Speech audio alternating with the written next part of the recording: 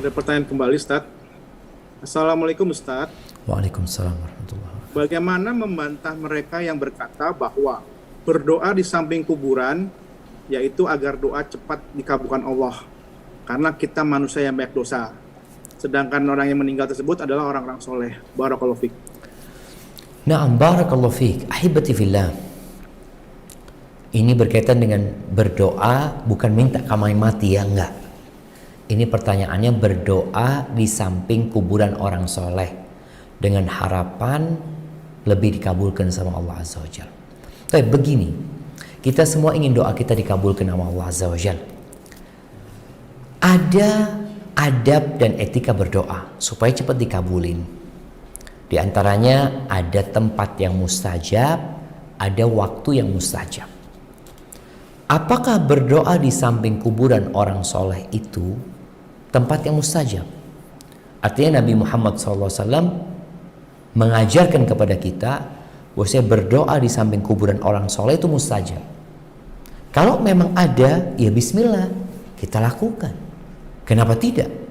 Karena kita beragama ini kan ikut aturan dan arahan Nabi Muhammad SAW. Nabi menyebutkan bahwa doa di multazam mustajab. Doa ketika di Safa Marwah mustajab. Kita doa di tempat itu. Doa orang-orang yang sedang wukuf di Arafah mustajab. Doa di sepertiga malam akhir mustajab. Jadi kalau memang benar, maka kita lakukan. Tapi sepanjang yang ana tahu, tidak ada penjelasan, tidak ada arahan dari Nabi SAW untuk berdoa di samping kuburannya orang soleh. Kalau berdoa antara azan dan qomat, iya ada hadisnya gitu. Kemudian bicara orang soleh, jemaah, manusia ini tidak dapat memastikan apakah orang itu penghuni surga atau penghuni neraka, nggak tahu.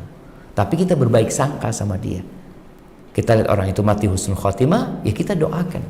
Maka yang terjadi kalau orang soleh itu mati, yang kita lakukan adalah mendoakan orang soleh itu di kuburannya. Jadi kita datang mengatakan Allahumma gfir lahu warhamhu wa'afihi wa'fu anhu. Kita mendoakan orang yang mati.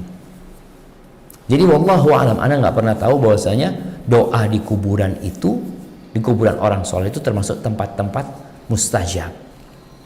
Kalau umpamanya terbukti Ustaz, karena sebagian orang berpendapat ini pengalaman. Ini memang tidak ada hadisnya, tapi ini pengalaman. Coba ditanyakan, kalau bicara pengalaman, berapa orang yang doanya dikabulkan? Kalau ada 1.000 orang yang datang ke makam itu, apakah 1.000 orang semua doanya dikabulkan? Lalu engkau mengatakan, oh, berdasarkan pengalaman 1.000 orang berdoa di tempat ini dikabulkan semuanya oleh Allah Azza wa Jalla. Kalau itu benar pun, itu nggak jadi dalil. Kenapa? Karena kalau bicara beragama itu bukan pakai percobaan, pengalaman, tapi berdasarkan qala Allah, qala Rasul. Jadi engkau mau berdoa di kuburan orang soleh, mendoakan yang meninggal dunia, silahkan. Tapi kalau engkau berkeyakinan, kalau doa di situ dikabulkan sama Allah Azza wa Jalla. Baik. Antara azan dan qomat, engkau kenapa nggak doa? Bukankah Nabi mengatakan dikabulkan?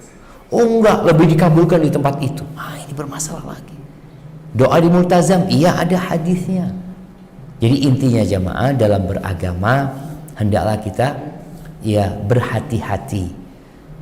Bagaimana caranya? Berilmu sebelum beramal.